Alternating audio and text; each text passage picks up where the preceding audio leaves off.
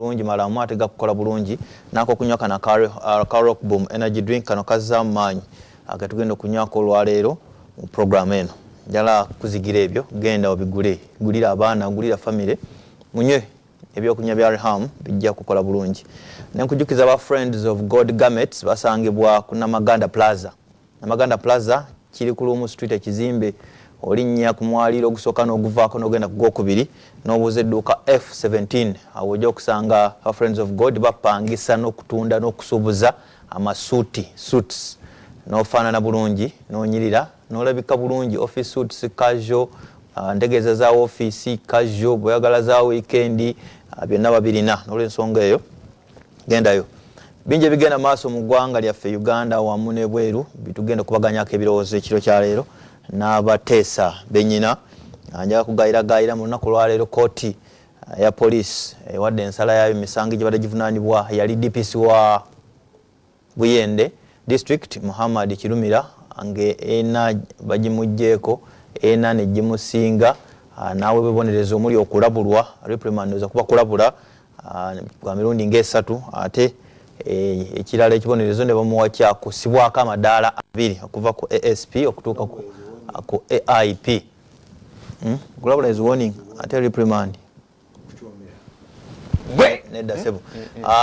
kati simanyi nkola ya police agenda kufuuka assistant inspector of police awadde assistant superintendent of police yafuuse dda kyandikirawo ekitegeeza balina omujjako obuyinja obwo asigaze kabakamu ebirala bigenda mu maaso walumba ka parliament ya Bungereza lunaku lwali abadde mu house yaabwe n'agamba avunaanyiriza ku nsonga z'ebweru nti olukuŋŋaana lwa Kyogamu mu lweyambise olukuŋŋaana lwa Kyogamu luli mu London lwatandise ndowooza eggulo ne president wa Uganda General Yoweri Kaguta Museveni gyali omukulu ono Dr. Paul Williams MP ayimuse n'agamba nsaba mweyambise olukuŋŋaana lwa Kyogamu mugambe ku president wa Uganda Kaguta Museveni 32 years in power kinene nnyo it is his time to go nti ebbanga ddene asaanye asibemu ebwanguwa aveeyo mbadde ndaba tweet ya Don Wanyama omunamali wa president n'amugamba nti sebo mubaka ebintu tobitegeera bulungi tetukyali mufuga y'amatwale nga Queen tonnamugamba kuva ku Namulondo ye Don Wanyama n'ebirala kansoke nfune asoke mpulire omubaka oyo. Use Kyogamu to give a message to Uganda's President Museveni that after 32 years in power he's become a barrier to his country's development and that good governance includes leaving office. Yoyo mubaka Dr. Paul Williams ye bw'ati ensonga bw'abiraba waliwo n'ebigenda mu maaso mutendekero kuli Makerere simanyi oba waliyo abamafia abalirwanyisa buli kaseera babeerayo sexual harassment allegations siga nti biba bituufu allegations biba bituufu ebimu simanyi abaliyo n'abaliyo banategeeza n'ebirala bingi kasoke nkwanjula ebendi nabo nja basaba akadde kenkwako okozesa akadde kange bwekavuga osirikirawo enogonera amateeka ga speaker omukubiza olukiiko Honorable Charles Omushano tulira bulungi abakiga mu banyone empaka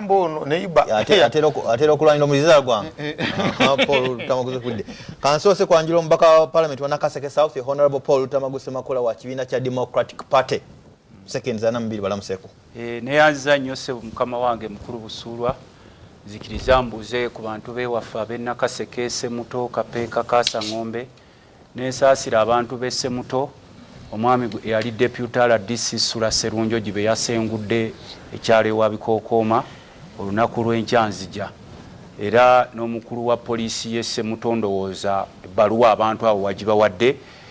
tufunye omukisa omubi ennyo e Nakaseke enkya ngenda kubaayo abantu b'e Semuto ebyalo biringa 20 kibuyaga bikubye Makaayi Mpunge Kawuku Okogwanga Kirinnya Nakawungu Nambeya Nakitembe Kyetume Muguru Gangu Sekanyonyi bingi nnyo byonna bigudde wansi n'olwekyo nkubira omulanga aba gavumenti mutuyambe naye abantu b'e Semuto olunaku lw'enkya nkeera ku makya okulambula Sula Serunjo gibe yasengudde era mbasaba mutegeke n'ebbaluwa yamwe ejja mu kakiiko k'ettaka n'okulaba ebyalo ebyo byonna ebigoyeddwa ennanka enkuba embi kyensembyayo si mukama wange zikiriza kubiriza abantu baffe abalaba BBS Telefina abavubuka naddala okukola abalima mwekalakasize mu nnimiro enkuba etonnya namwe buli muntu wekalakasize ku mulimu gwo. Nsuubira nti bwe tunaba tukwataganyiza wamu tujja kuzimba Uganda ennungi ne Buganda ey'amaanyi. Honorable Charles Rumshana. Katonda wa maanyi, Katonda wa kisa, ate musiima olw'okuba nkyali mulamu, musiima olw'okuba nga bwe tuli wano tukyali walamu. Nsaba olw'obwana obuto, abakyala abalina embuto, abakyala abonsa, olw'okuba embeera si nnungi, ndowooza mubuulire bigenda mu maaso obutemu bufuuse obutemu, Katonda atuyambe. N'ekirala fiiriddwa y'omusomesa wange, class teacher wange, senior 6 ey'omukaaga Mbalala high school, omukyala Anna Tumwisije. Omukyala namwagala nnyo annumya byali. Ate kati abadde headmistress Kyambogo secondary school. Sorry about that. Nyina Honorable Simeo Mwangansu Bugamba ka Parliament wa Kasanda South mu district ye Mubende wa NRM. Balamuse Honorable.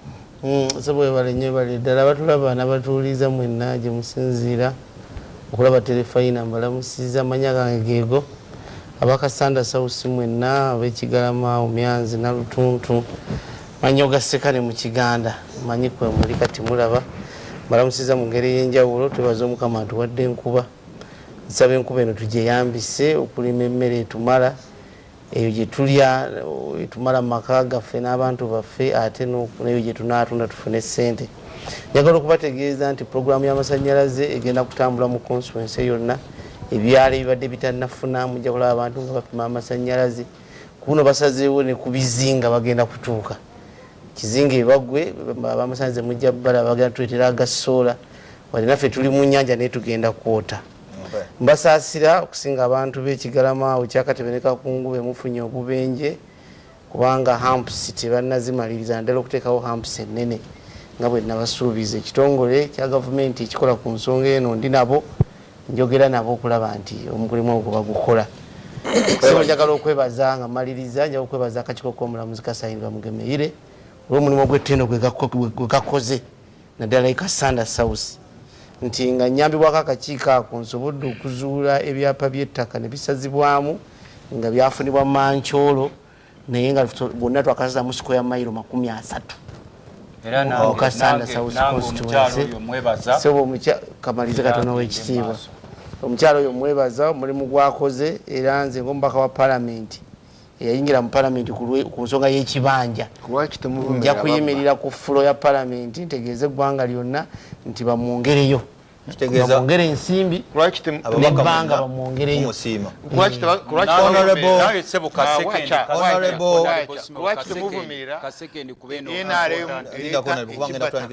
Honorable Mike Kennedy Sebalu sokola museku batuliza. Kulwaki tebavumirira NRM ereeta ekibataka? Honorable Sebalu Mike Kennedy, former MP, former Yala MP, atenga in Pan African Parliament. Webale nnyo ssebo omukunganya wa programu eno era omutesitesi nange nzikiriza negatte ku bannange okusooka byonna okulamusa abatulaba bonna gye bali, okwebaza abakulembeze ba terefayina okutuwa omukisa okuba nti twogeraganyamu ne bannayuganda ku nsonga ez'enjawulo. Ate era njagala okulamusa bannange bendi nabo mu studio n'okubebaza emirimu gye bakola egy'obukulembeze mu ggwanga lino Uganda. Ate njagala okuwunzika nga njozaayoza era nga nkulisaayo ttiimu yaffe eyavudde mu mizannyo gya Commonwealth abazze n'emidaali egya zaabu 3 era ne baba nga batadde eggwanga lyaffe ku mutindo gw'enjawulo. Era kati nkimanyi nti abantu bangi ababadde obaolyawo batamanyi Uganda gyeri era bafunye ekifaananyi ekituufu okulaga nti naffe tuli ku mutindo gwa nsi yonna mu nsonga y'ebyemizannyo. N'olwekyo mbayozaayoza era mbakulisaayo era nga mbebaza okutuwa ekitiibwa ekyo mu mizannyo gya Commonwealth. Right, Honorable Mike Kennedy Sebalu. Honorable Paul Tamaguzingira kutandikira ku gwe n'ensonga eri n'ojogera akatono nnyo gatutunulire ku mbako oyo wa Bungereza atuwa amagezi alowooza nti eno teri kulonda oba bannayuganda abakutta obujega, nalowooza nti bwe mulonda omuntu ate yala basaana agende mu kiseera ekyo nti emyaka 3 mu jjeejo Muntu abakoye, he's a barrier to development mu Uganda, he's a barrier to good governance. Bwagamba barrier kitegeeza ki muziziko eri enkulakulana muziziko eri obukulembeze obulungi. Ayogera ku president waffe naye ali mu Bungereza ku kyogamu. Ojja kutandikira kati ntandikira nange okwebaza akakiiko k'omulamuzi bamugemeire era nange enzo omu ku babaka ba parliament abagenda okusaba tugenda kuleeta motion esaba bamwongereyo emyaka 2 n'okumwebaza ennyo tuyambyeko ennyo Nakaseke naye ababbi bakomyewo. Twagala kumanya ab'amagye abakozesebwa mu kubba ettaka naddala omusirikale oyo gwe baleese mu kusengula ewa bikookooma oyo omusajja gwe bayita Sula Serunjogi yamwerekeddeko n'abantu b'ekitundu bwe basengula ne ku Nakaseke PTC. Tewali kye tugenda kuleka muno mu ggwanga temuliimu munene. N'olwekyo Justice bamugemeire era ttiimu yaffe ekomawo ababbi b'ettaka bakomyewo. Naye ate kye tusaba tukoye gavumenti okuba nga ababbi ate bwe mubakwata ne babanga abatunuulirwa obutunuulirwa. Kati tugenda kusaba era nsuubira n'omukulu ono n'ababaka abalala tugenda kusaba gavumenti kwe special powers. Ababbi bano abalina abasirikale mu gavumenti abajja ne basengula ab'ebyalo bakwatibwe batwalibwe eruzira. Nze kikwata ku bibanja tetugenda kuseka. Bino bemugira Mbusimanyi gundi agenda eri mu State House n'asitamaawo n'apangisa omusirikale n'ajja n'ebyambalo ebyo tugenda kufaafaagana nammwe abagoba abantu bafe abanaku ku by'ettaka. Abantu b'ekituntu ku lunaku lw'omukaaga ndi nammwe be bagoba ku ttaka n'abanakaseke PTC era nsuubira ku lunaku lw'Emmande tugenda kakiiko k'ettaka n'abeewa bikookooma Sula Serunjogi be yasengudde ng'ali n'omusirikale oyo twagala tumanye wajje yavudde era olunaku lw'enkya ndise muto. Kakati omubaka wa parliament oyo ababaka ba parliament baweebwa ekitiibwa mu Bungereza tebalinga wano waffe. Ekigambo kye bayita honorable member kitiibwa tewalinga ffe wano waffe. Nakutte kutama nga ndaba omulamuzi abeyita land friends, my land friends oba colleagues ng'ali embaale ng'ajerega ababaka ba parliament ng'agamba mbu ababaka ba parliament simanyi bamala emyaka 2 okuflashinga toilet nga kye bayiga n'okuyiga okusala amakubo n'okuliisa fooko. Bwe nategeeredde nti eggwanga lino lisaanyeewo. Ffe olumu bwe tulaba abasajja abo nga bali mu makooti nze nali nsuubira nti buli jjaaji asobola okuwa omulimu gw'ekitiibwa. Nze bwe nalabye jjaaji omulambe fulu jjaaji ng'ali embaala abalaata mbu ababaka ba parliament amala emyaka 2 okuyiga simanyi okuflashinga toyi mu parliament n'okuliisa wuma n'okusoma amakubo ne ŋŋamba Mwami Museveni eddala eggwanga lino olikubye wansi tewakyalo institution eri mu kitiibwa. Ffe twalabanga abasajja abo abeera mu temple of justice okumuyita justice. Kati mulimu bantu baliawo bwe bato nayogera ebigambo ng'ebya WhatsApp school boy. Kati ebigambo byono. Kakati nze bwe babeera wetaga challenge because judge abadde akootinga oba asinziira ku Hansard. Member ba parliament bamwe babakyo bwe babyogera that they need time okubeera what you call induction. Yes, but they need that time. Kati yenga argument ye eri so koleke kubagas we are not a judge. No, but I mean kati nze kugamba ng'omubaka there is no tewali MP ali awandiseeko mbo omubaka ayagala myaka 2 ku flashinga toilet. Please akati honorable Paul Tamaguza wakola count common sense teri mbaka parliament yakigize obadde owolereza jjaji ayiza okuba mukwano gwo ne museemu ekitiibwa kati goli jjaji wa kikaaki oteekako ebinaaka ebyo ku mutwe tojerega mubaka wa parliament ng'ate mugenda okujja enkeera mbu abalamuzi baagala babongeze mbusimanyi ki omubaka wa parliament kikubuulyako honorable Rwomushana you are a delegate yayise nanka naye okuva mu language anti honorable abayo honorable Charles Rwomushana abayo jagala tugende ku kino ekiri ku anti oli ku fulo naye information njagikiriza ninjagala soke tulete ku kino nayogeddeko kiri kiddeko tekiguse kubanga obudde tubwono honorable Charles ogenda kikonako nga ntusewo abasajja abo abakuze Chebaita honorable member of parliament is a honorable member, is respected. Omusajja okuyimira ku floor ya parliament ya Bungereza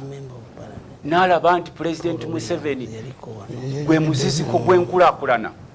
abadde alina naye research ye gyakoze ku Uganda. Of course gyakoze abo baba balaba kubanga kati nga bolaba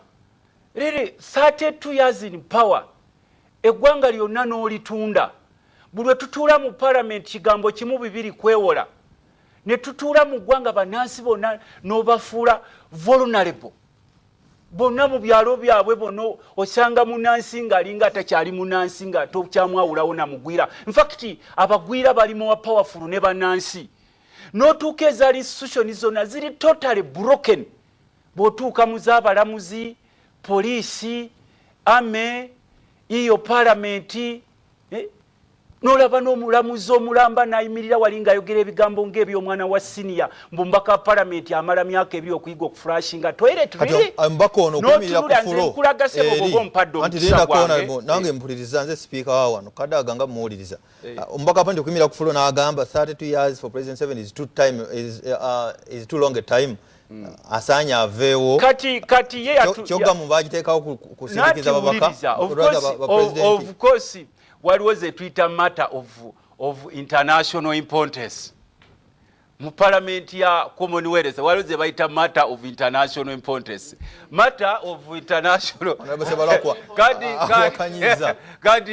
kadi zebona lebose balojja kumuwa obudde bwe kubanga kubanga sebo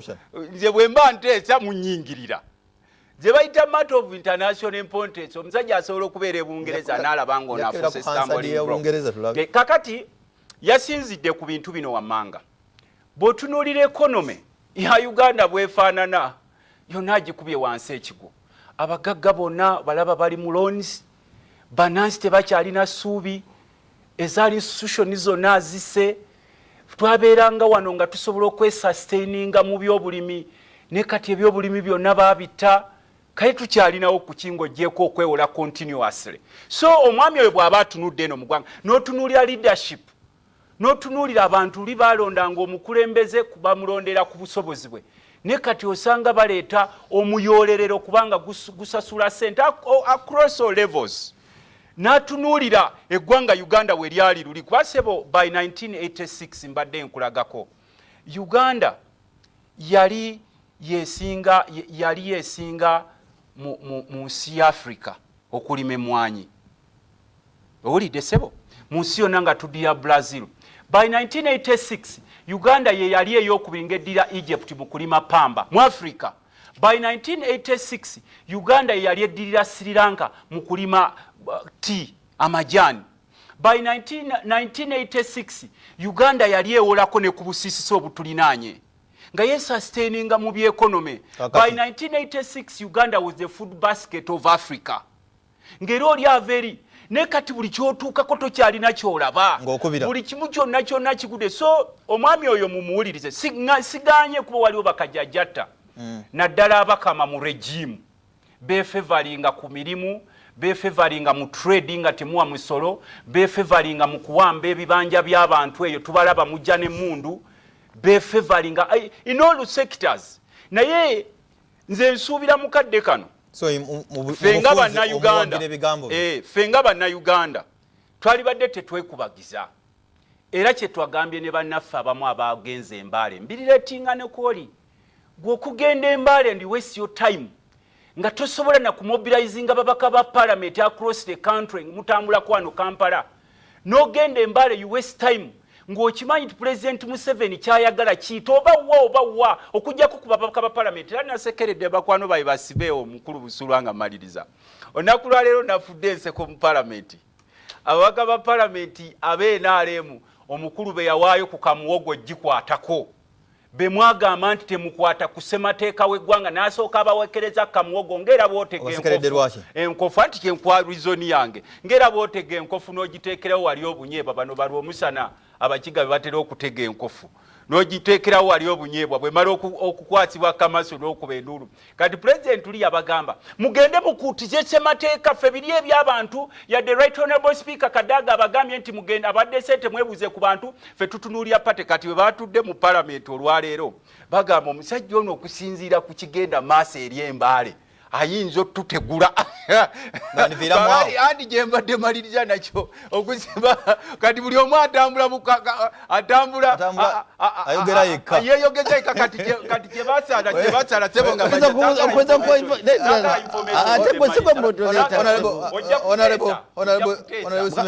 ngenda kujja wanobuuza Lutamaguzi Paulo tajja kumaliriza webali nyo honorable naye nga bw'omuleeta kigende ku likodi sebo kigende ku likodi era bw'abaga muwaayira kyegane wano ku terefayina kiri ku likodi naye emyaka ebiri agiwagira nga takyogera bubuuze ayogere katudde mu kamera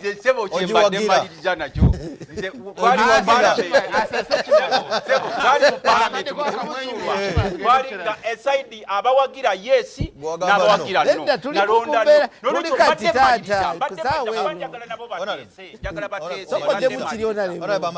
mbadde maliriza mukama wange ensonga yange etegedde bali batambula beeyogeza bokka kubanga oli obadde omuwadde information nga maliza mu seconds kati ababaka ba parliament abalya mu nsi yaabwe olukwe bano ebisatu 17 batuula wali bagamba omusajja yatutegula naye kaakati naffe kye tuba tukola tuyiye engeri gye tusobola okumutegulamu kubanga eri okusinziira ye okusinziira ku kiri eri ye kiki ekiteeka okuyita naye ekyabana abaamufiiririra ku musalaba wali bali ku bunkenke tulaba ku telefayina komaawo BBS telefayina ey'obwakabaka obwa Buganda Amaaso Ku Gwanga program nze Busuulwa abadde honorable Lutamaguzi kansooka empumbulemu katono ngenda kudda ne honorable Charles Omushana tovaawo tukyagenda mu maaso Amaaso Ku Gwanga program BBS telefayina yaffe yakatwegatako nkwaniza abadde naffe webali nnyo mu house wano nyina honorable Lutamaguzi Semakula honorable Charles Omushana honorable Simeo Mwanga Nsubuga ne honorable Mike Kennedy Sebalunga Reham yateekamu ensimbi nkukubiriza kimu kunywa Rockboom energy drink kana katuwomedde ekiro kya leero agule Ona apple juice Ona mango juice orange agule ne Reham cola WhatsApp Reham fun time ojja kuba bulungi njagala muzinda gukwasa honorable Charles Omushana dakiika zo naawe ziizo sebo waliwo ensonga ziri 3 ekibiina ky'amawanga amagatte wekiyingirirawo nekijjawo president nekijjawo gavumenti ensonga esooka bw'oba ng'olina ebyokulwanyisa arms of mass destruction esabyalo ekyo kimu ekyokubiri kati ekyo kirimu n'ebyokukozesa obutwa ekyokubiri bw'oba ng'oli threat to regional peace bw'oba nga osobola okwonoona emirembe y'ekitundu kyonna ya region nga East Africa region kati nga bwolaba Congo bwola endala bw'oba ng'osobola okukola genocide kitta bantu by the way genocide si kitta bantu genocide ne bw'oba nga wakatta omuntu omu naye ng'ekigendererwa kyo kirabise nti ogenda kutta a specific group of people kigendererwa kyakumalawo a specific group of people ekya luzungu naye nti olwokuba nti otta olw'ekkala olw'eddiini era bantu ab'eggwanga olwokuba ggwanga lyawe eddiini yawe kitta bantu ng'osse bangi genocide obaako target ne nga wakattako babiri naye bwe kirabika nti ekigendererwa kyo kutemula abantu olwa engeri gye bali yaisini group wamu n'endala naw kati bongeddeko n'endala humanitarian ye reason ku lwaki balumbye Syria bagirumbye underground humanitarian. I think even in this former Yugoslavia bali balwana nabo balumbayo olwa ow'ensonga na balumba Libya olwa need to protect nti ono alabika mutemu agenda kutta abantu be naye yaleta nakubatta but now kati bw'otunuulira bino byonna wano weebiri ebingi weebiri wano otegeeza wa Uganda ebingi weebiri ekyokusooka mukulu Museveni omukono gwe guli mu Central Africa yali nebbozi ze actually yateekawo nebbozi ze nga bamaze okumugjawo ng'akozesa amagye ga Bemba simanyi oba okyabijjukira. Now abasiraamu have been uprooted naye abazungu bagenda mpola okukiyita genocide because okujjawo abasiraamu lwakuba nti basiraamu n'obagoba bonna mu ggwanga teebereza mu uzibiriza amaaso labe nga abasalamu mu Uganda bona babagobye bakiyita iteeri ku bbali olutalo lwa South Sudan alinawo omukono kabe kasinge lulwe ye ne Salva Kiir wali nkolize bakola because balina politics of exclusion bagamba ensi bagala bagirye bokka ne kibaamu olutalo wetwogerera abantu batali wansi wa miliyoni 2.5 bamaze okuva mu bitundu byabwe bayingide mu Uganda as refugees bafa now tuyinayo ate no gye bazukumibwa bino gye baddukidde abatulugunya ate gye baddukira okufuna obuyambi bwe mutyo ng'okukira ayita shahungura nyoko akusinga akuya gwalina gwo ata kitaawo ate n'awasa maamawo ano ate oyinza n'okumuyita taata kati uyo atandise mpita kudala bali mu basange ewabo mubatte kati oyagala baddukirewo balina okudukira no tofaayo bwe batyo naye now waliwo okutta ekita abantu mu South Kivu ya wansi ne Kivu y'engulu kati yona giyite Kivu naye bwogendayo babatta ku lwekyo kye bali because of the ethnic background Banyarwanda aba related to Banyarwanda naye nate bwogenda story nene now story ngekyali nene kansoke nkubuze oli ku kiche nakubuziza kyogenda okwataganyako ekyabungereza anti woyide ngayo gatomanje biva nakusaba ogirete topic ngenda mbuziza sebo nti oli kwekyo kubanga oboli akataka ono muzungu avaawa engeri gyakirese ani yakirese manyize benambi goberera but ngamba kulwaki now leka mbiwulire kesi yange waliwo ekitabantu wabaddewo ekitabantu lw'enzoli abakonjo babata olwakuba abakonjo yes babata lwa culture yaabwe babata olw'obusinga bwabwe naabo abakwatiddwa tebabawaddagala mukomera bafe bagwewo yes it's inhuman it's a crime against watuukayo n'obiraba yasira omushana ebimu nja kuwakanye siri mu Uganda genda maaso naye nedda omanyi akulira prisoners John kino babeshiza muleta kulage ogendayo and you ask them asobola mula mukati mwagala tubakabirire but these ones are human beings and then they were no mwogala Buganda even is a neighbor gwabanga basobola okukola bali olwakalecho yabo of course twagala babeereko nefe twagala bukakafu bwabyo tosoba mawulire gabeera mu Luzungu ate gabeera na mu Luganda yaliyo garanko newspaper gye galimu now then so bakeerewa ekibaluma lwakuba nti mukulu Museveni ali ne North Korea waliwo byapanga ne North Korea nejo yababulira mu parliament mu UN n'abagamba kulwaki temuleka North Korea ne yegatta ne South Korea ne bakola ebyabwe naye kale njja kukola kimwagala batinze mbasimula okumpa etank unit bwogenda osome ogenda owulirize speech ye North Korea ebingi byekola wano ate erimu n'abazungu maybe tuli binyu byako olulala because sagala ate nkuleetera emigo ku mugongo so ndowooza abazungu tebavuddeeyo ku lwaffe tebavaayo olw'okuba balaba ntatulumirwa oyo MP tatulumirwa abazungu balina agenda yaabwe but tufunamu katono nze obusungu bwenyina nabo kulwaki bakeerewa abantu ne batemulwa engeri gye batemulwa tosobola kungamba nti bamanyi ekita abantu ekiri mu region nti abantu miliyoni 2.5 ne ziba mu kitundu nga bwe bafa obwana buweddewo abakazi baweddewo abantu bafa mu Congo bafa nga nswera ng'ebiyenje abazungu bali atabamanyi tebalaba satellites abakazi baffe bafudde wano Ntebe ingeri gyabadde batemula obiwulira ebiri mu Buganda Jambia ndowooza oziwulira ne waffe naye bitandise kubiwulira so why don't they move hard ku mukulu Museveni because Gaddafi ababe baali tebanaba kufa ku level kutuuka ku stage ku level eyaffe gye batuuseeko Abarabu bamuvinga Gaddafi kati bana bade bamukwatirayo because gyali bagana amini kuyingirayo amini late mudeba meka kutuka ku level ena yetuliko naye ono jali wanga bali serious bamukwatireyo ekyo nakyo kigwe aleme kudda tere tebamina cyari stayira tali yo makomera gawo bamukwatire bamuteye ko misango ate misango kwa lati wali misango fumba mifumbe kaligana we jofumbira wano ku telefine tugende ku kale abakonje banibabo katugende ku parliament atabulina no musayi parliament umramuzi ali right ali moderate tiyabade mukambwe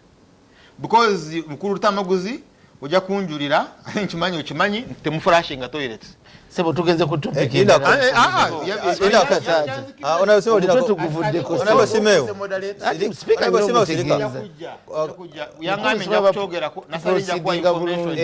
nemuga ajja kogerako nkupure simeo sirika mzinda kujja uto nagambe kwa dakika 2 okogereko boss ndo jula ki parliament chamo tuli ku topic oyo wagwanga aliyo munyweze MP wabadayo ga tolanga barabadayo oyo wagwanga aliyo munyweze kana bakusoma yetaga imyaka eno okusoma ngire jabatesa mu parliament teba flashing toilets that's a fact nashe choka bafuka ku bisenge honorable bobayagala ate abirga tojja kukyobola kiba kya parliament ngosinzira ku telefine abirga yafuka sebo ku telefine wabere odembe abirga yafuka ku kisenge teyafukako n'omusango ne gumusinga antoka nti abaka bafuka ku kisenge ama mubaka yafuka ku kisenge oloza watuuka wali nankane mutoyere tafuka mutoyere timunyine naye abagifuka ku mutwe ngomaliriza ekirala tebamanyina table manners nti batuure ku meeza n'okulya they don't know so bo bagenda eri kuswaza kukka and that's why you see babeerawo ne induction naye amagezi gabo amangi abanyi matono babitwara mpola urugano manye narusi rwangu matono bovumi gamba babayigiriza bane antabayina nesi kibi na waliwo kigambo mukulu tamaguza ajja kunjulira ntaba MPs ba parliament bano bagulwa they are purchasable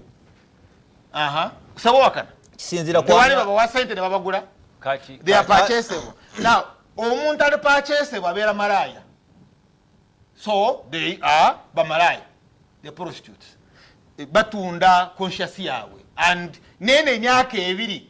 bajibawa nga mukwetunda. Nange mumpe kino nange mbawe myaka ebiri ne babalire sente zigenda kuva mu myaka ebiri tebasaba myaka ebiri kubako kye bateesa o programming no basaba myaka ebiri okusinzira ku sente ezirimu ate ne babongera na sente endala. Now finally obera honorable sirwa teka obera honorable kusinzira kuneyisayo ekyo kimu ekitiibwa kyawe ekitiibwa kya honorable abadamps abyaka ekitiibwa kya honorable kikukakatako okole ebyo ebisaanira behave honorable yes naye bwe batunulira bano simeo muwanga nsubuka ombaka kirungi mbaka yakulira mbaka babiri nja kuteeka nnyo essira ku mutwe gwe watulambise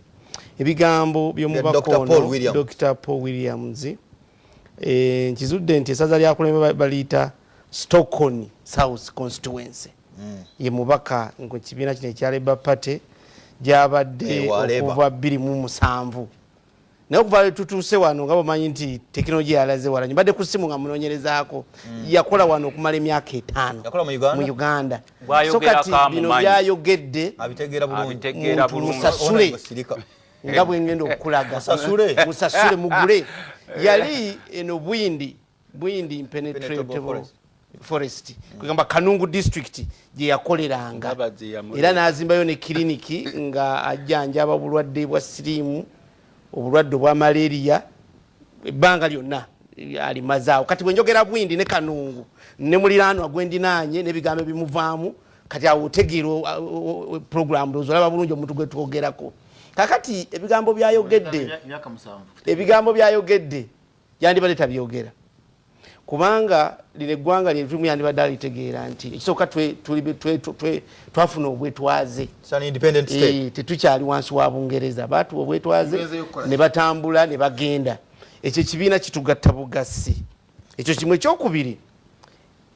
buli muntu yenna amanyi Uganda n'ebweru wa Uganda bakimanyi nti tubadde n'okulonda buli luvannyuma lwa myaka 5 tulonda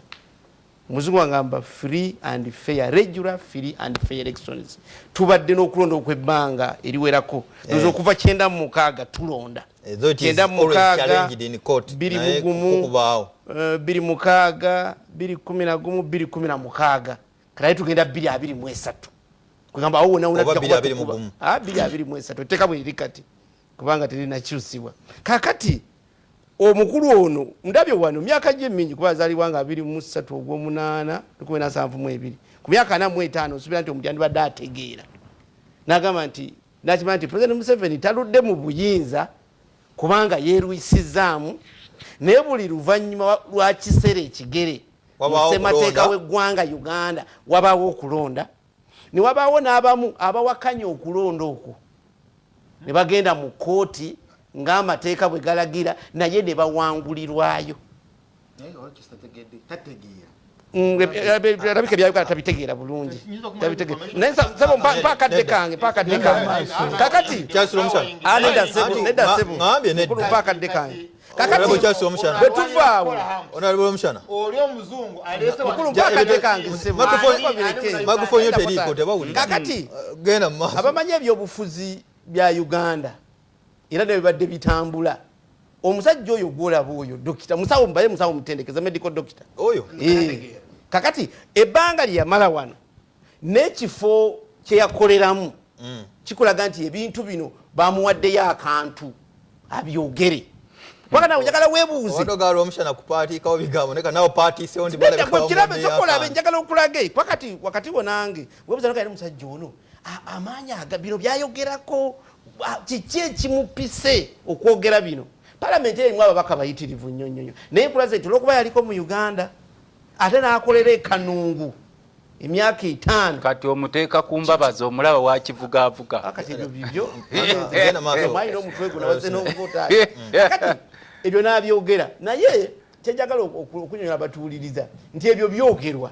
tuli ffenna nze abantu mbagamba boyagala okujja President Museveni mu buyinza toyina kugenda London mu parliament ngeyo gyayogeredde genda mu bannayuganda obannyonnyole nti bannanga akaluwa akaddako nze nnyina obusobozi tuli ffenna muneesige mumpe obukulembeze bw'eggwanga lino era kati kyalo kiddamu oluusi kati nga mubaka munange kyabadde ayogera wanabutamaguzi age nti omusajja eggwanga n'alitunda kakati obanga omubaka wa palamenti tusobola kwogera kintu kyalitunza aliguzizaani ekiraba kiri kuli kodi wano ova kusiima kakiiko k'omulamuzi Kasani Bamukemeire omuganda agamba nti omugo guba gwa Natema so si gwa Nalonda lwaki tosiime ye yakalonda n'akateekawo kuba eyo institution ekiraba institution yagitaddewo era yekola ebirungi naawe ekuyambye kati munakaseke okusimba amaki amakanda kakati awo olina okumwebaza parliament institution mwoli tosagamba nti eri broken down parliament ekola emirimu tukwatagana bulungi kakati ebintu ebimu wadde towagira nevaayo oyogera amaki amazima eggwanga alitunza aliguzizaani kamwe ansa akyateesanga ye akyateesanga ye aganye eggwanga alitunza aliguzizaani kankwe ku ansa emupi munnange nze kyenjagala yogera ekintu ng'oleeta bwino anti kamukuwe leetako katono moduleeta tewali kyoyinza kugamba nti eggwanga litundiddwa njagala tusiime nti Uganda bwe yali emyaka 32 emabega kati si bweri abantu abamu tebagala kubikkiriza ffenna abali wano ffenna abali wano kwaka nkwe ekyokulabirako nze ntandika okulaba omwami ono mu 94 mu CA ndi Makerere omulengera ng'ateesa ng'ali vibrant nnyo naye era yali nkola ya NRM yajjayo abavubuka ngabo ku mulembe gwa UP sono teyandirabise yandisegaddeyo bakobole waabwe kakati ensonga yali nkola ya NRM yajjayo abavubuka omusa nesira emumanya wadde abeerako pulezidenti waffe wanidde ebyatukole Makerere wabimanya nosagala kubigendamu naye njagala okukulaga nti enkola eyajjayo abavubuka eyajjayo abakabbi eyajjayo abalema NRM era kyova olaba ffenna yetutuusizza wano kakati ono yandibadde asiima omunenya butasiima yes okyabulira kati ngoyo omukulu yes wa DP okira bulungi oli wa Democratic Party naye enkulaakulana NRM gisobodde okuleta ne munnakaseke wennyini woova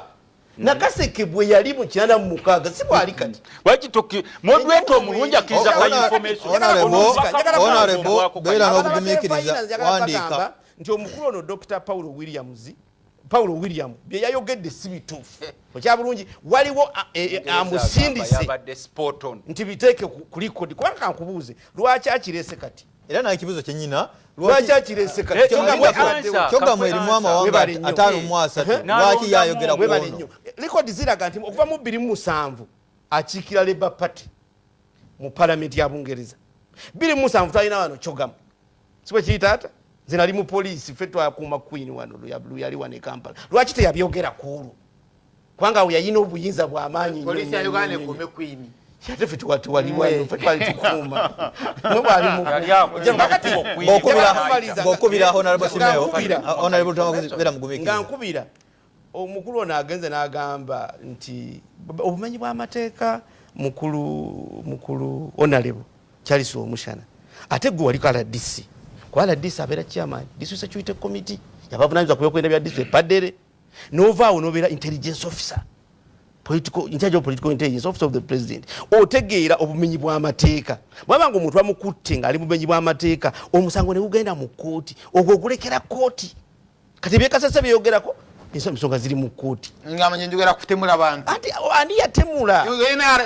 UPDF kokimanyire kati oyo gwogamba nti yatemula akulira amaje katono atwaliwe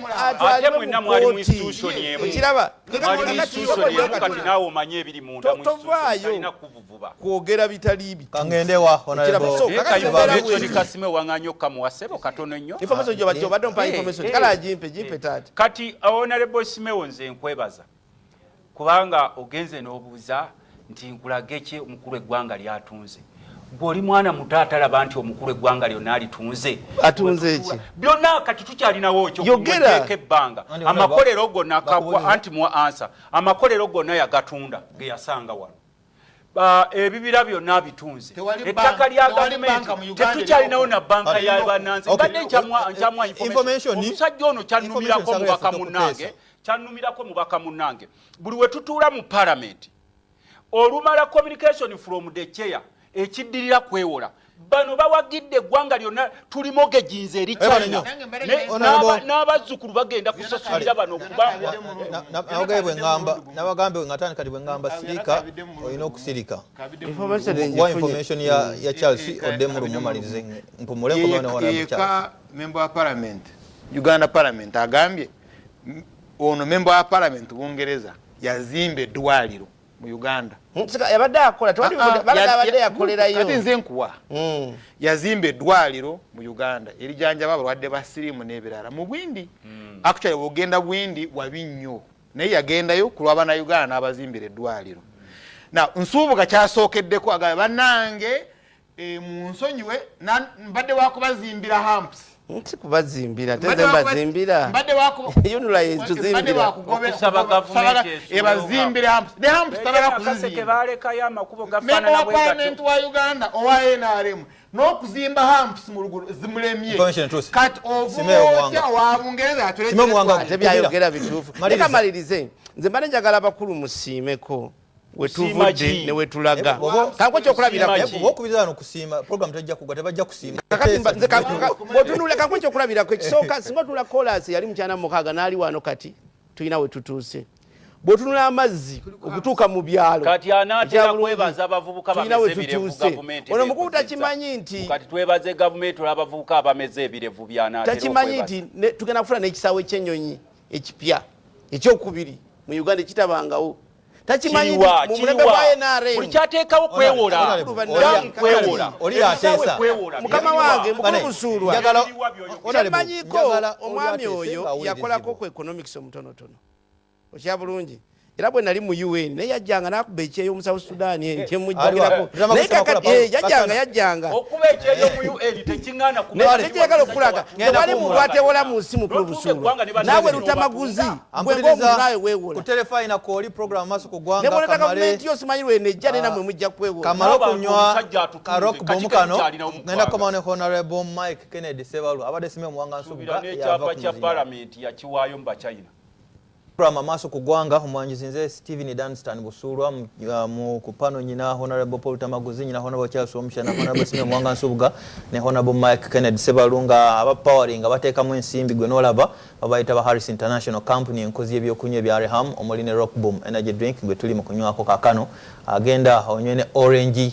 juice genda onywe Ona apple juice ne Ona mango juice o juice oyagala soda Reham Fun Time Reham WhatsApp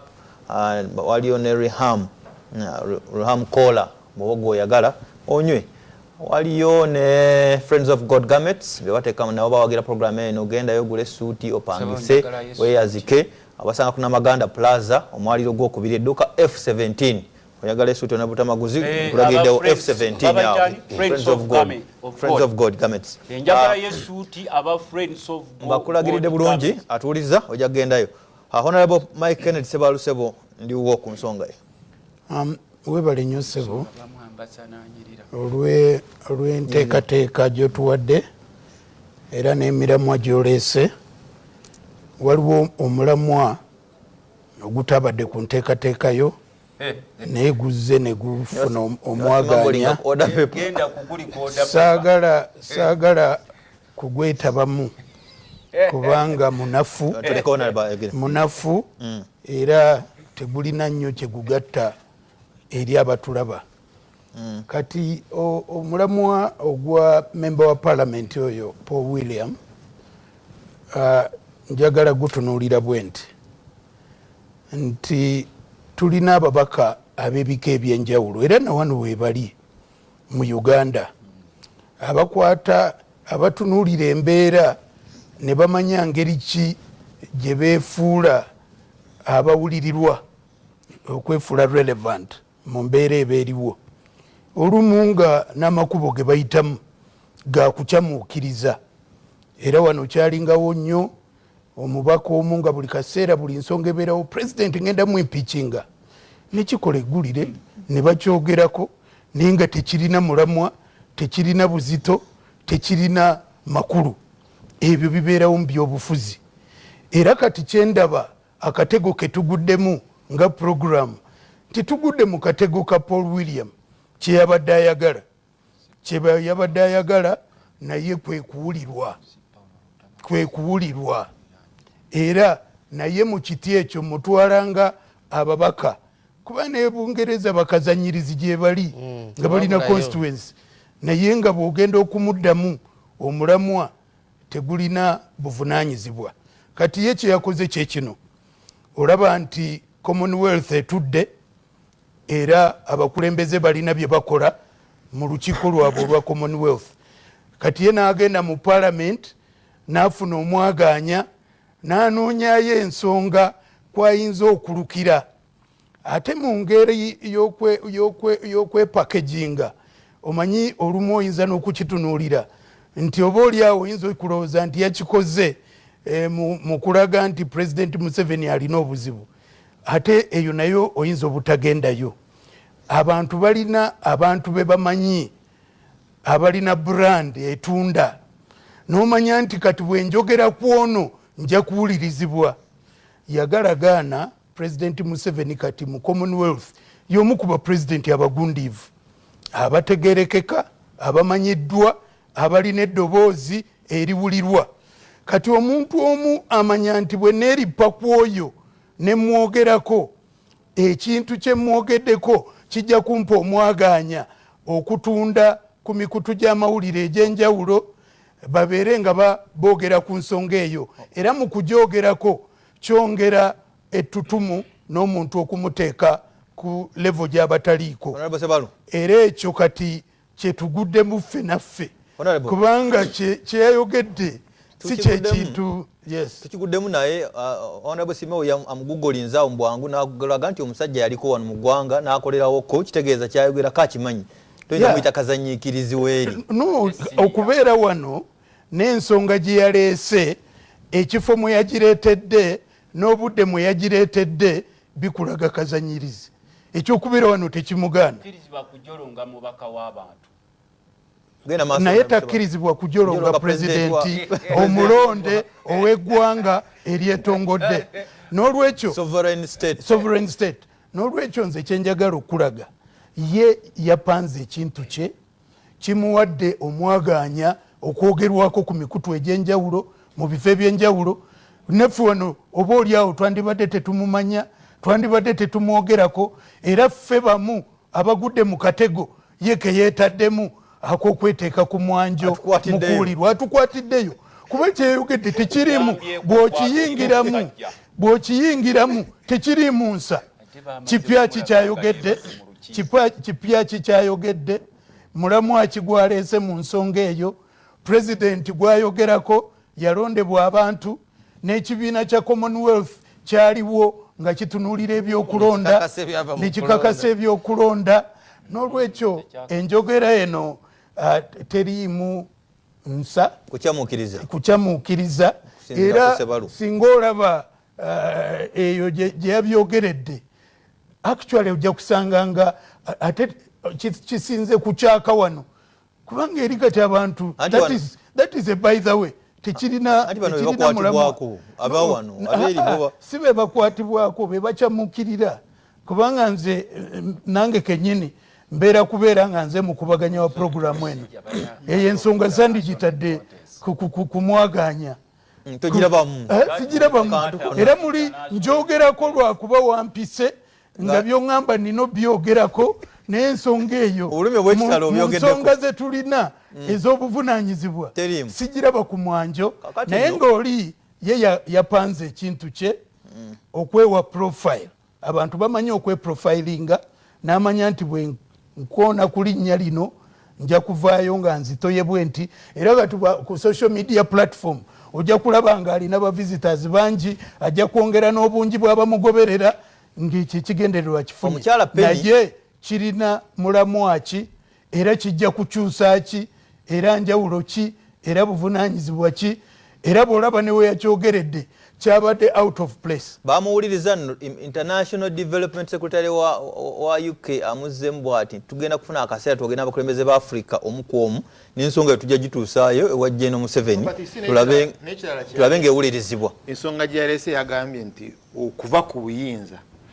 kye kimu ekyongera ku demokrasi. Kakati ensonga ziri bwe ziti. And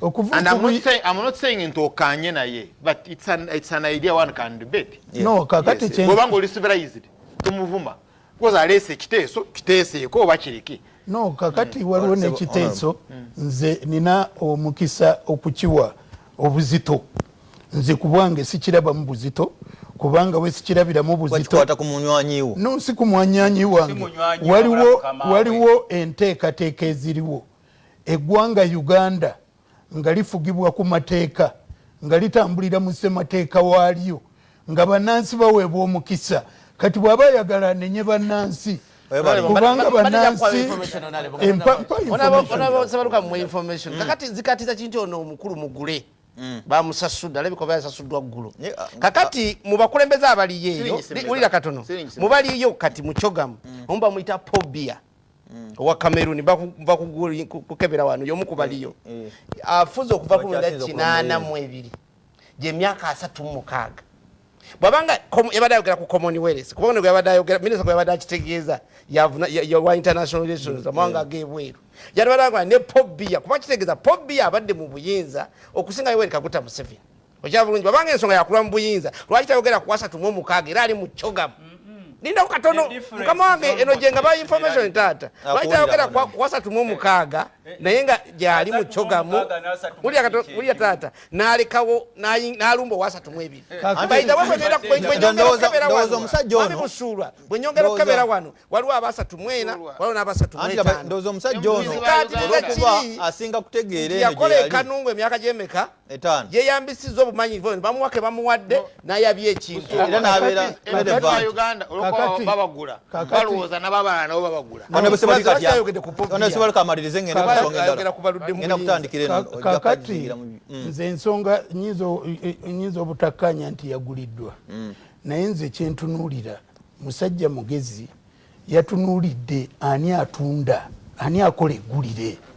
Kakati bia nga tatunda alina brand naye bw'oba oyagala okugenyulwa mu brand ononya brand yetunda kati yayogedde ku muntu gwamanyi nti alina international clout alina international standing alina international standing era bw'oyogera kuba president mu commonwealth kakati omanyi nange nabaddewo nga ayogera naye namuwadde obudde kakati yatunulidde brand gyoyogerako naawe n'oganyulwa mu brand eyo nomanya nti bwe njogera ku ono nja kutunda nja kuwulirwa era profile yange mu byobufuzi ejja genda waggulu yensonga lwaki yatunulidde oyo gwalaba ng'alina ekinyusi ekyo ekiyinza omuwa ettunzi era yensonga lwaki singa yayogedde ebirala twandibadde tetumwogerako kati n'olwekyo nze eryo ddembe lye birowoozo bye ekikulu nti bannayuganda oluvannyuma lwa byonna be balina enkomeredde okusalawo ani abakulembera atya nga bayita mu kulonda okwakalulu ka bonna okubeerawo mu biseera ebigere era okukkirizibwamu bonna abaagala okulembera eggwanga lino bannayuganda ne baba nti beesalirawo ani abakulembera. Webale nnyo atulaba njagala waliwo wano omusajja omuyita Steven agambye Simewo lwaki Slot Flying School temujjongerangako nga ate yazimbibwa ndowooza agambye Amin naye oli mu kutendereza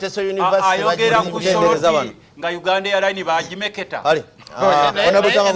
nga tanagenda ku ekyo mukulu Sebaru tuli mu Commonwealth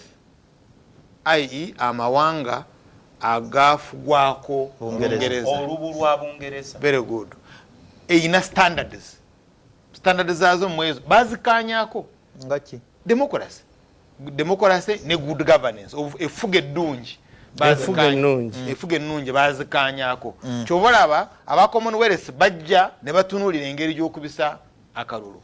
so tosobola kungamba nti oli awaayo ekiteeso engeri gye tutambuza ebintu mu Commonwealth because ono abadde nsubuga abadde agamba twagenzeyo ne tujjayo n'emidaali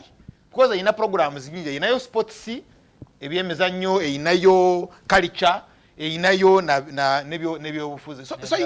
tosobola kungamba nti oli okwalesa ekiteeso then bamuguze ngani amugula from Kanu omanye kire Kanu nga abantu abadde bali aserivuze nti abadde ayagala bamumanyi kati ono Sebaluwa amanyi oli kimuyambeko ki kakati ekikulu ekiriwo nti era Commonwealth era kyenvudde njireeta nti yakireese afuna omwaganya okubaako kyayogera Commonwealth eteeka ekitiibwa mu ssemateeka z'ensi eziri mu Commonwealth kasita oba ng'okola ebyobukulembeze ebyo ng'obyesigamiza ku ssemateeka awo tekulinaako buzibu. Right. Honorable Paul Tamaguzi ntandikirawo walina kwoyogera ku ekyo ogenda tandikirawo waliwo abantu abakola abakikoze kagenderere oba bw'ataba abantu nga institution okuttatana Makerere University ogisaanyaawo lwaki mbuuza ku bigenda mu maaso atulaba abasajja abasomesa emirundi mingi nga bavunaanibwa okugaba obubonero oluvannyuma lw'okuwanyisiganya bakiyita batya sagala kwogera kigambo kinaawo okwanagana n'abaana abawala okufuna obubonero nyoba ono ekiri recent ekyamwami Kisuze Edward kwekabawaza ndula nono omwana agamba gwe bakabawaza yakuba ekifaananyi ng'omusajja amulika asitamye awo alina byakola n'afuna n'obudde okukuba ekifaananyi kati ekyo nga nkigendako badde kanzikusa akasonga kaffe waliwo ebigambo ebimu bye tutranslatinga nga twogeza ekyejo ekigambo Commonwealth kitegeeza ki mu Luganda translation ekibiina ekitaba amawanga bwe bakugamba Commonwealth wagaga nti obugagga obwawamu translation ekigambo Commonwealth kitegeeza ki tekiri mu Luganda ekyawamu ndi wagaga nti amagezi agali common obugagga buli common obugagga buli common mu Uganda obugagga buli common kwegamba abasajja bano bagera ne batuula gye batafiitinga in Uganda wealth is not common ng'abantu ab'olubatu yonna bagigabana nkululwa omusana ndowooza sirubi werese bwebeera eri komoni uliriza mwe mwamaze oteesa mulamwa gwange kati nesikyendiko jukira nkimaze mulekere ngaawo okulimba abantu nti werese ezi komoni ni Uganda kyekigguse era omukulembeze waffe n'olwekyo nga maliza ku kya Paulo oli kyayogedde ne bannange bano ekyo mbadde nga nkimaze ngende kweri ennanka ffe tubeebaza abazungu abo yendabirwamu buli wobanga olina obukulembeze si gwe olina okwetuna muwabula tunula mu ndabirwamu bagezaako okutuyamba naddala ffe abali mu byobufuzi nga bagaba lutamaguzi nga muli bajega omusajja n'abanga takyasobola nakutuula ssaawa 3 ng'atunula naye ng'akyafuga ndowooza walabye bwe bamukubya akafaananyi mu lukiiko lw'erimu ekyemu egyabaatiramu okwerimba mbu komoni werese kati kiveeko ekyo honorable tugende ku Makerere University nkumanyi ogimanyi nnyo waliyo ekyo nkimaze gikubemu tooki ekyamakerere Makerere njebaza kuba yalina moto yaayo gyegamba nti we build for the future. Makerere teri isolated ku institutions zonna ezigudde ebitongole byonna nga bwe mulaba ebiriwo nga Bayibuli bwegamba sitaani yajja okubba okutta n'okuzikiriza naye setaani ne bweba yajja okubba okutta n'okuzikiriza era ebeerako ezigiwagira oziraba eyo zisitaani nga ziwagira embeera yonna ebeerawo kati mu ggwanga nga bw'olaba Makerere erwanye nnyo infact Makerere njigeraageranya ne Buganda institution abasajja bano nga bavudde mu nsiko emu yaabwe gye bakoleredde emyaka 32 gye baakamala mu buyinza kusaanyaawo Buganda completely from the map naye okulaba nga ekyaliyo Abaganda abali mu kulungubanguba ng'era Buganda ekyalina mu kulungubanguba neeyimuka neegwa ku power ku maanyi gonna ge bagitaddeko okulaba abasajja bano nga bagisaanyaawo si n'abantu baayo n'ebyobugagga byayo ne buli kamu konna okulaba nti bagijjawo ng'ogyeko bino ebyammwe bemwogera ebyokujja ku maapu naye physically n'otuuka nga what they wanted to see Buganda nowhere naye nga Buganda yeyabayamba yeyaboola gye baava eyo yonna bajja basengera wano nga bagamba mbu gye baava simanyi baabasosolanga mbu wano baasobola okufunanga ababawa ku kookulya so ne Makerere bweri Makerere eyo njibadde mukulu Busuulwa nasomeramu era nasulanga mu kiso kye bayita Mitchell Hall Makerere emabegako eringo z'okusomera wano bonna bakibachi baani bonna bajjanga wano abakulembeze ba Afrika bonna abasinga gabagamba tugenze mu Harvard Africa nga bajiwa sente za research nga bwoba tokoze research yo tomukoledde Makerere ng'onoomukolerawa ng'era buli muntu yenna ajja wano ne yeenyumiriza mu institution nabana abeetanidde okugisaanyaawo kuba kisinga okunnuma nti abasajja abasaanyizaawo eggwanga lyaffe lino buli kimu baafunanga kyabwerere ne Makerere gye beekulubaisizanga ng'era mu institution zonna nga buli kimu n'omukusoma kwonna babawa kwabwerere buli kimu kyabwerere kati olwaleero bw'otunula standards zeriko ekisooka ffe tusooka okusaasira abasomesa baayo essente baali bagamba nti gavumenti egenda ne yeeyama okusasulira abayizi obawuli abali ku government scholarship naye neetaweereza ssente mu budde oba nebaayo bali ku State House nabo ne balwawo okuweereza kati baali bataddewo zino evening program okukola nga shock absorber ku byetaago by'abasomesa n'essente ne bwe zigendayo waliwo omukutu gwe ziyitirako ku akawunti gye sijja kugamba ey'enjawulo ne ziyamba ku bakulu eno mu byobufuzi gwe bw'ofuuka wali vice chancellor kye bateekwa president kyasooka okukuwaako olina okukeepinga quiet byonna ebigenda mu maaso Makerere sente zonna ezikuŋŋaanyizibwa abakulu ne bazijjayo ne babasuulirako wali butono ze zino strikes zolaba nze nagendayo ne mbuuza abakulu kuba abasinga mikwano gye ne babuuza ku sente zonna Makerere zeekuŋŋaanya ne donations zeefuna ne grants zeefuna kijja kitya nga abasomesa tebasasulwa bulungi kijja kitya nga abakozi abatali basomesa university workers tebasasulwa bulungi ne bagamba nti abakulu sente bazikima ekiro bano ba vice chancellor simanyi vice chancellor munene babateekako ennaka kati olunaku lwa leero mutunuulira kino ekiriwo simanyi ekyabantu okwegaddanga abayizi ettaka lyonna bagitutteko ebisulo byonna abakulu baagala bitwala kakati bwe baalinga basomera wano mu Uganda ku sente za Uganda balyanga mmere yabwerere Makerere bwe bazze wano olw'okuba buli kimu bakigwamu bugwinga era bw'olaba omuyala bw'omuleeta mu makaago n'agwa mu nkoko n'agirumako ekifi n'agitta n'aluma ku bufiififi bw'ennyama n'aluma ku nkejje kati n'ebisulo sebo baagala bitwa basooka kugyawo mmere ffe tubadde nga mu yunivasite era bwe twasangawo ng'omuyizi bw'abeera ku gavumenti ekyateekesangawo amafumbiro ku bisulo kugaana abaana gendeeyo mu katanga kuba abamu bwe bagenda okulya banywerayo n'omwenge ebyo abakulu ne babijjamu mbu tewaliiwo sente n'olwekyo olwaleero nga maliriza waliwo n'ekibadde kigenda maaso abakulu bazimbye zi yunivasite zaabwe temubalaba wano naye bakola buli abaana bagende makerede they are sponsors behind that yanze nakigambako maliriza sebo kuba eno institution ennuma kino tutuna we tujja kulaga walala ng'abantu abasaanyizaawo institutions zaffe wano walinga oseka nga tukugamba nti mulago baamutunda naye gwe nsuubira nti woolwala bakutwala ndowooza Amerika nenge makerere gye nkugambako omuntu abadde ava ewaffe nakaseke n'ava e Karamoja najja mu kisulo nga tumanyi nti eggwanga lino terina baana b'abagagga bokka kusomeramu naye n'abaabaavu n'olwekyo omaliriza emirundi 3 nja kuddewo ona bwekyasa omushana Makerere University Makerere fe twayingirira mu Makerere University waliwo akasengejja nga tosobola kuyingirayo olw'okuba nti oyina ssente oba kitaawo ayina ssente abayizi oba abasomesa yes nga bw'oba nga wali mwana ayenoona who spoiled self ayeeyonoona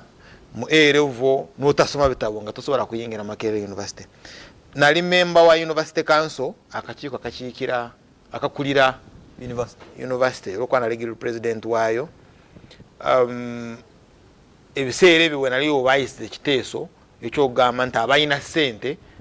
nabo bajje basome olw'okuba balina ssente. Makerere netandika okufa naye nga mukulu Museveni atta Makerere University first and foremost ndowooza agiyita lwattima because agireeta bamutta olw'okugireeta. Mukulu Nsibirwa Katikiro yali talina degree was not land the degree naki n'ebiseera ebyo nga okumanya value ya degree twali tetuzirabako bano bo basomyeko. Bw'otunulira budget ya State House esomesa abaana scholarships bagenda mu universities ez'ensi yonna tebagenda Makerere, bagenda Makerere batono nnyo. Ennyonyi zijjula flights nga ziyingira Ntebe abaana bava okusoma mu mawanga amalala State House beesomesa abagenda mu mawanga amalala. Oh yes, mukulu Museveni asomesa abaana be ababe banabuzaalo asonsola mu mana Uganda n'alondamu. He discriminates against Uganda. Asosola mu bana Uganda n'asunsulamu ababe because balina agenda n'asunsulamu ababe kyobala n'emirimu bagirinda emirimu ebeerawo nga balinze bali bamala okusoma tebagenda mu Makerere University bagenda mu universities eza enala kati no bagitta and it's dead now but kyekyoka tubale tuyina ne national parks bwenjogerera empologoma batandise okuziwa obutwa olw'okuba yakkiriza ababe okuliisa mwente pastoralists okuliisa mwente mu national parks abalaalo okuleeta ente mu very good kati batandise n'okuziwa obutwa mweya gy'obadde owulira Safari Lodge n'amalala yabiwa abayindi Amini bye yazimba ne Kimbulo National Park ebisolo biri mu paddocks paddocks zindi mu Luganda biri mu Singenge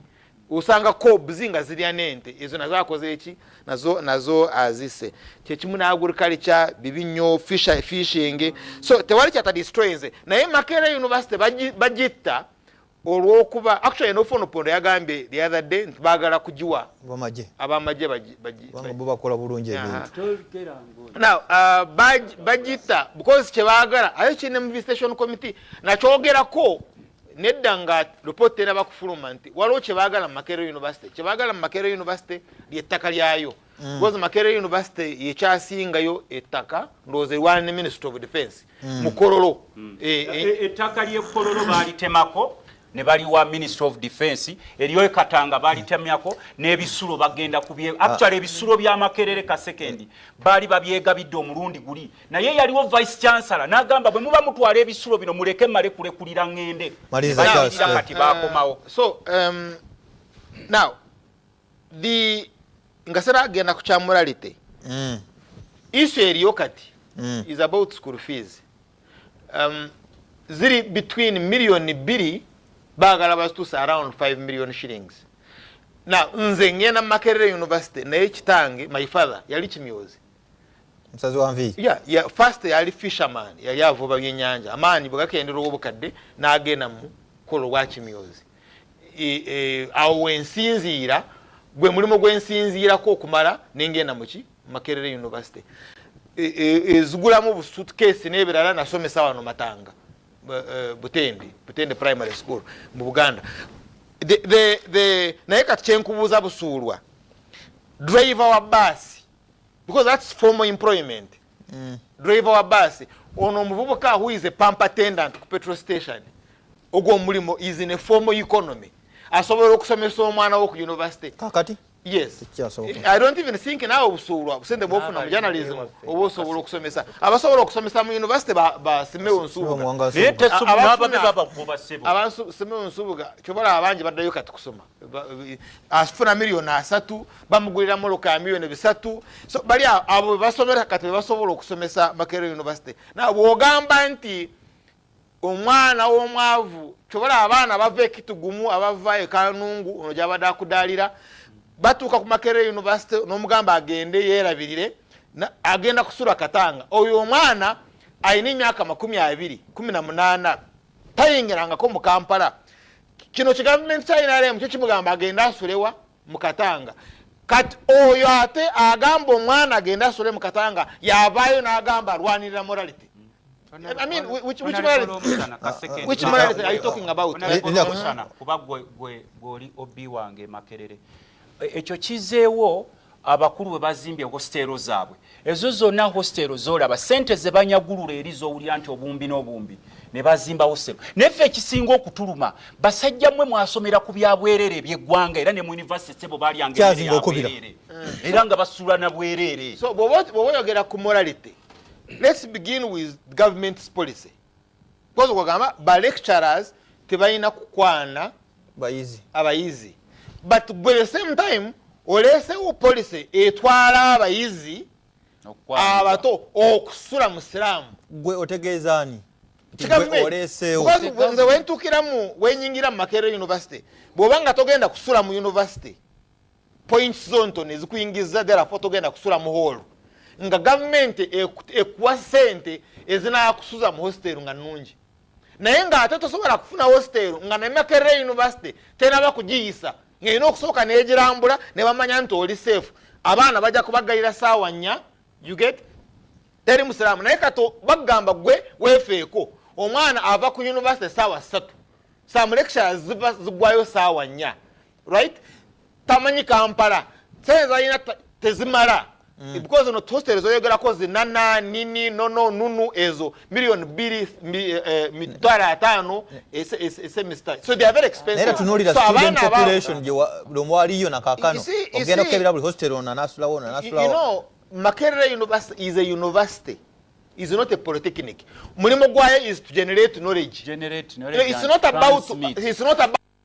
ekabanji. It's not about buzz. It's about quality. Generation. Now ekirala finally abakazi abaana bwabanga bamala ku university because manyi twagala nnyo okubeera mu kugenda mu mbaga right busuulwa agenda kuwasa agenda kukola embaga ne tujja at your wedding naye tetugoberera oyo omukyala gwogenza okuweddinga muyiseewa right because eno emyaka abaana gyababeera mu university y'emyaka ey'okuzimba omusingi gwa marriage and binje bibeerawo sijja kubyogera kuki sijja kubyogera ku TV nitwabeerayo nga waliwo cultures nyingi beaning n'ebirala biri munda. By the way, there are even lecturers na benching. There are lecturers abawasizza from Makerere University, right? So chogamba echa max for sex for max ani atunda. Yani akibeera But anyway, who is the client? Anyatunda. It's oyo mwana alemedwa okusoma. Ayatunda, and I'm not saying a lecturer should go for it. But ne empisa technology na erese okuchi because if you are not clients ntibino bitusanyusa olite ande badenga akola ki ngabiteka ku rutambi nayo laba sugwe bakute bagamba there is a law against pornography but kino government ekitayina mpisa omwala abitaddeko tebamugenzeeko so n'omwala omwala agenda kukola ki agenda kubiteekako because you should even have gone on this girl ayakoze kino nakola ki but you don't go for that because ekigendera kyabo kwonoona ki kwonoona erinya. Then finally tulina okutunula intelligence. My intelligence sikola ebintu bingi nnyo ez'amawanga amalala zikwononera agriculture zikwononera tourism kyobalaba okuva Nairobi flying is more expensive than flying to London botunulira distance okwa abalambula basokera Nairobi kati n'empologoma gyeziri so kulwacha ate ayina okulinnya ennyonyi asasole sente ezo zonna zonna aje mu Kampala Entebbe atalinye agende mu National Park mwe okutunulira empologoma ate eriwa eri mu Kenya. So obukolera bwe buli kati eno university yebaddewo etuleetera obugagga ono mwala wa Nairobi wa Kenya Mukikuyu tona confirming oba intelligence bino abikola kigenderere to destroy your own institution mwene mubukeeri police walabyo muwala ono nti yaliko ono gwavunana okumulepinga kati yali ku graduation ye. You can't rape. You know, you tosobola kurepinga omuntu oliwa kurepinga nga wewe kuba serefi. Tosobola kuba ngo orepinga. Omuntu yejjemu empale. Tosobola gana nti bamulisiza amanyi. Kyobala ne police naye yaswade tekimutaddeko emutaddeko public nuisance. Right. Mwabaddeko kweja abaatira mu office. Honorable Charles. But you are not even very sure. You are not even very sure. Ntanachine ekifaananyi kituufu. Because we have not heard or listened to the side of the story of the lecturer. Naye akantu twagala nnyo okubeera moralists, lecture teachers on moralists. And exciting. We say mu maaso ga Katonda ffenna tuli bonoonyi. And I'm not defending bino, but tukyali wala. Abantu bano gye bava am I allowed to say bapama? Bonona bagenda Monsko bagenda Monsko bano baratamaguze ne bano bemaza ba parliament bwe mu bigo byabwe babiri nnyako omuzindalo bokomyao Honorable Asime Mwangansunga tabo balenye bali ddala okusookera ddala ndowooza ffenna wano twaliko mu University Makerere senior wafuna ayinza okuba yatusookayo myaka egy'emabega nenze Makerere mbadde emirundi ebiri diguli esooka nadayo kuyokubiri wakati wa 96 ne 99 digiri eyokubiri wakati wa 25 paka 28 naye Makerere nga university eyinawo ekizibu ekyokwasisa empisa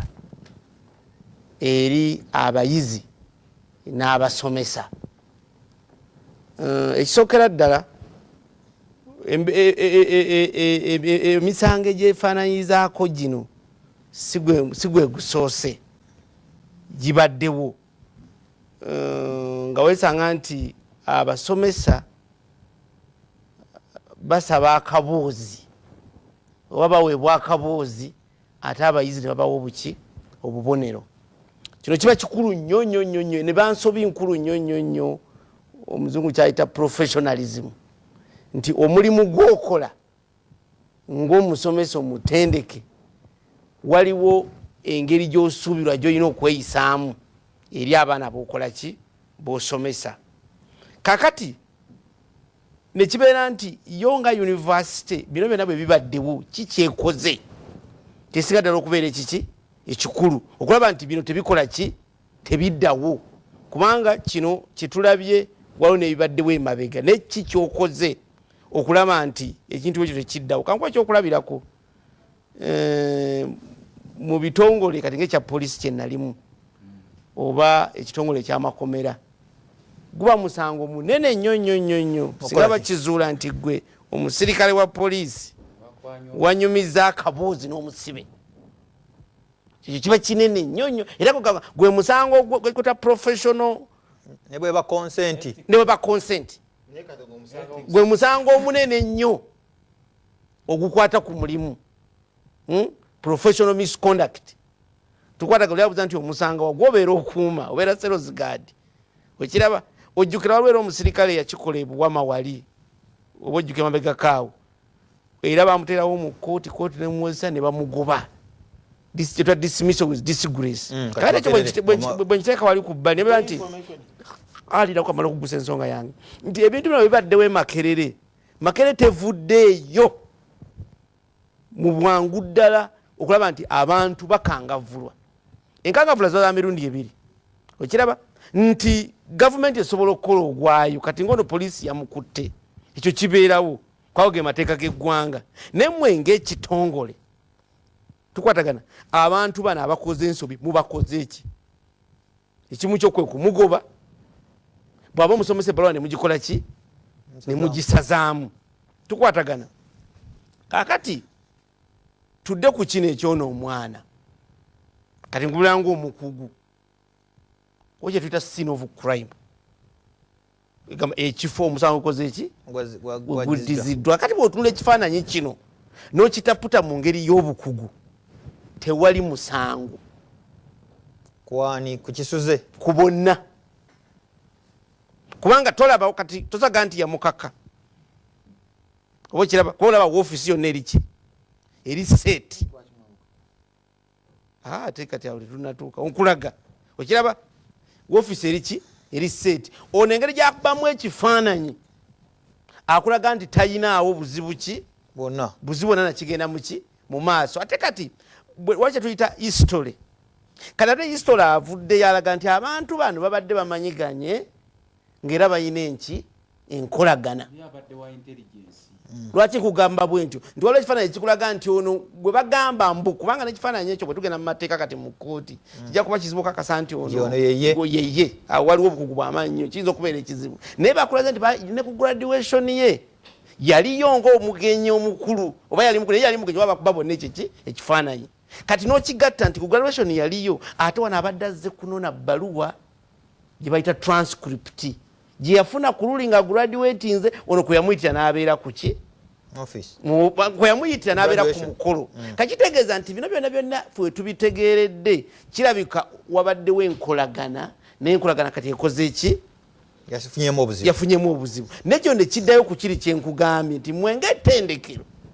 kiki kye mukoze eri abakozi bammwe abanyumya akaboozi n'abaana bebasomesa kuba university tuyina emu mu Uganda nfuna bulungi university endala nga tetubiwulira abasajja bazimba university zaabwe kati baagala kutta kifaananyi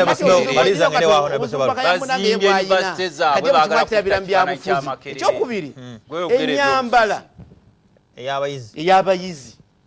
kino kikubiranga ate omusomesa omutendeke gikola naliko mu classroom nga nsomesa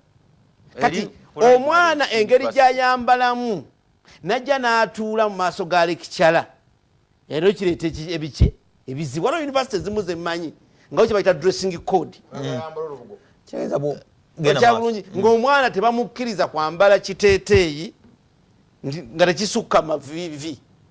kati n'ennyambala makerere naye gitunuulire wakati omulamwa protectinga ki linnya lya institution wakati wonange babegakaawo makerere badde ndoza waliwo lwe yalinga oba yakwata kyakuna waliwo yakwata ekyokubiri ndoza ku university 10 ezisinga mu Africa wonna ndoza University of Cape Town nga yuka ezisinga makerere neddako kakati abatuuza manyi kati abe makerere balaba ngomaliriza naddala kati obukulembeze obuli obwa Professor Nawangwe okulaba nti batereeza ebizibu makerere neddayo mu mbeera we yaliwo bamukulu w'omusana bwe babeera good president waffe wadde ebyanidde wabimanye ebyaliwo naye kati tulina ogizaayo kale honorable Simbayo Nsonga Guse honorable Mike Sebalu webale nnyo ssebo ntandikira ku nsonga ey'okusaanyaawo eyatandikiddwako emabega nga ndi mu studio za BBS wano mu Buganda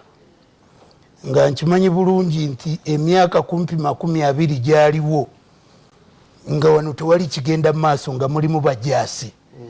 kati bw'ogamba nti okwo kusaanyaawo nga ntudde wano mu rediyo eno ne mu TV eno okwo kusaanyaawo mba sikutegeera awo wenjagadde okutandikira. Ekyokubiri, Makerere ekyali ya tutumu. Ekyo teri ayinza kugamba nti Makerere terina tutumu kubanga ekikola ettutumu lya university kiri ku mitendera nga 3: omutendera ogw'okuyigiriza imparting knowledge, omutendera ogw'okunoonyereza research, omutendera ogw'okuba mu kyapa byonoonyereza publication. Era ng'osinzidde ku misingi egyo ku ntimbagano kwe basinziira okussa university mu masa ag'enjawulo, Makerere ekyali waggulu nnyo. Naye bw'ogenda mu nsonga z'embeera esobozesa university okwongera okutuukiriza ebigendererwa biri waggulu, ensonga y'empisa eba nkulu nnyo. Ensonga y'empisa ku bayizi, ensonga y'empisa ku basomesa, ensonga y'empisa ku bakozi abalala abayamba emirimu okugenda maaso. Profesa Nawangwe ngazze ekimu ku bintu byateekako essira kwe kulaba nti alwanyisa empisa ensiiwuufu ku njuyi zombi. Era ne mu kwogera ku kino ekyabaddewo, University Authority zisinzidde nga ziteeka essira okulaba nti empisa zikwatibwa. Ekisembayo okugamba nti abantu bazimbye university zaabwe baagala kwonoona Makerere, kigambo si kya buvunaanyizibwa. Twagala university nyingi nnyo zonna nga ziri ku mutindo, era university ekutta kati yeya Makerere, naye bwe wabeerawo ekitatambudde bulungi, kuba mpulidde nti n'oli eyaze wa intelligence naki si kirungi kwekwasa nsonga ndala. Ekikulu ekintu kino kyabaddeyo, bwe kiba kyabaddeyo kituufu, kisaanidde, kitusanyusa ng'eggwanga, tukitunuulire mu ngeri engolokofu, y'engeri gye tujja okuteeka omulamwa Makerere esigale waggulu, kubanga ekyali waggulu mu biri byonna, naye bino bigisaamu emabega kubanga amawulire agatali malungi ate goonoona na biri byekoze obulungi. N'olwekyo fenga ba stakeholders tuwagire abakulembera Makerere ne university zonna okulaba nti empisa ez'ekika kino tuzirwanyisa, era bwe zivaayo tuzivuumirira ku lw'obulungi n'enteekateeka ey'obuvunaanyizibwa. Njagala okwebaza okutulaba, njagala kujjukiza Reham Kola, Reham Funtime, Reham WhatsApp, Reham company eyo bagita Harris International, tukole ebyokunywa ebyo ogenda babifune. Nkujjukize Friends of God Garments basange ku Namaganda Plaza, 2nd floor, room F17.